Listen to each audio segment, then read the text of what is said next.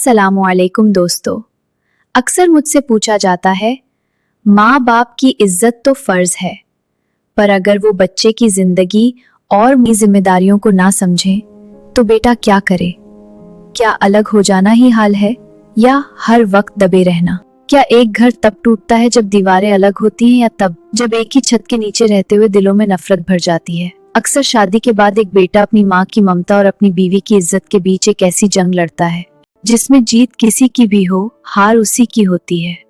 माँ की ममता का कोई मोल नहीं, उसके पैरों तल जन्नत है। पर कभी भी मोहब्बत कब्जा बन जाती है जब माँ चाहती है कि बेटा सिर्फ उनकी सुने और उस लड़की को अनदेखा करते हैं जिसे वो अल्लाह के नाम पर सारी दुनिया छोड़कर अपने साथ लाया। तो यहाँ से रिश्तों की दरार शुरू होती है।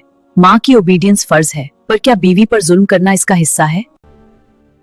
इस्लाम अदल यानी इंसाफ का दीन है। निकाह के बाद बीवी को सेपरेट घर देना उसका शरई हक है, कोई एहसान नहीं। अगर रोज रोज के झगड़े आपके घर की सुकून और आपके ईमान को खा रहे हैं तो अपने परिवार के सुकून के लिए अलग घर बसाना गुनाह नहीं बल्कि एक जिम्मेदार फैसला है। लोग कहेंगे बेटा बदल गया, बीवी का गुलाम हो गया, पर याद रखिए अलग रहने का मतलब रिश्ता तोड़ना नहीं है। आप अलग रहकर भी अपनी माँ के बेहतरीन बेटे बन सकते हैं, उनकी हर जरूरत पूरी करके, उनसे हर रोज मिलकर और उन्हें ये एहसास दिलाकर कि वो आज भी आपकी जिंदगी का सबसे अहम हिस्सा हैं। दूरी कभी कभी मोहब्बत को और गहरा कर देती है।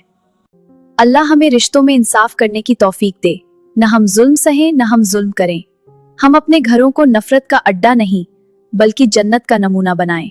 अगर आप भी इस कशमकश से गुजर रहे हैं तो याद रखिए, अल्लाह आपकी नीयत जानता है।